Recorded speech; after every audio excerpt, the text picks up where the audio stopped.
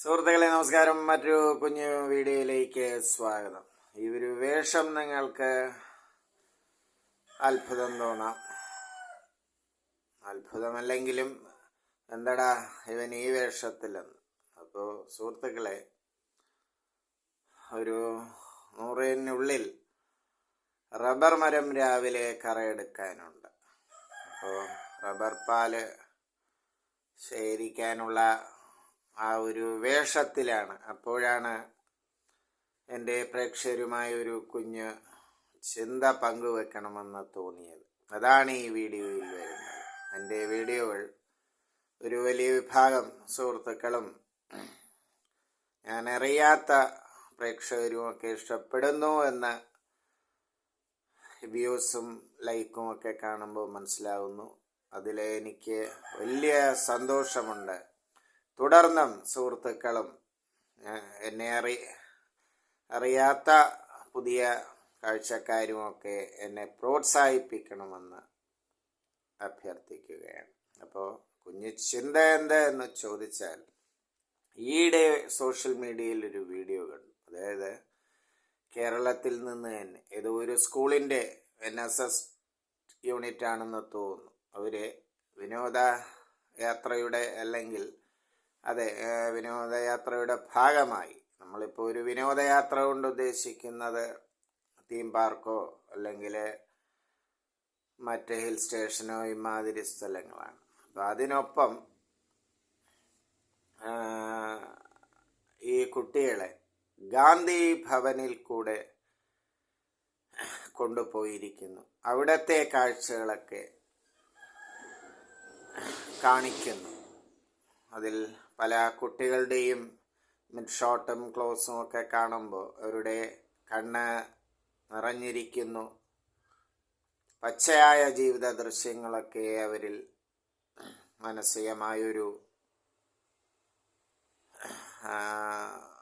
നേരിയ വ്യത്യാസം, ആ പച്ചയായ ജീവിതത്തെ അടുത്തറിയുമ്പോഴുള്ള ആ ഒരു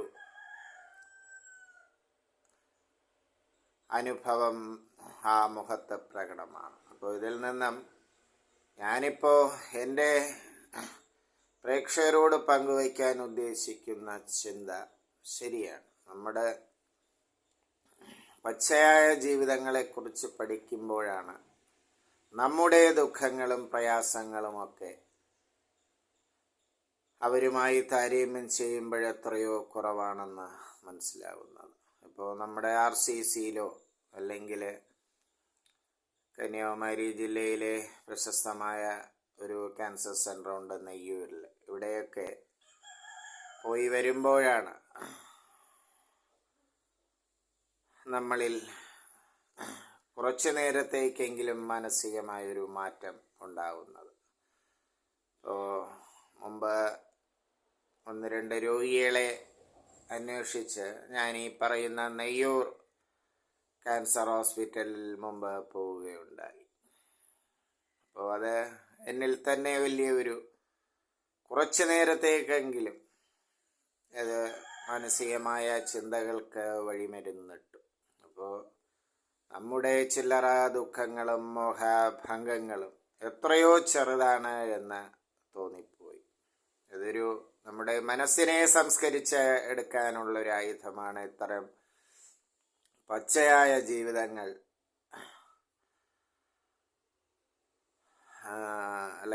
പരിചയപ്പെടുക എന്നുള്ളത്.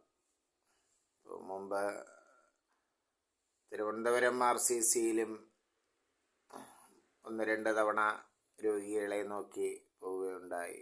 അപ്പോഴും ഇതേ ഒരു ഫീല് തന്നെയാണ്. അപ്പോൾ ചുരുക്കത്തിൽ നമ്മുടെ കുട്ടികളെയും പച്ചയായ ജീവിതങ്ങളെ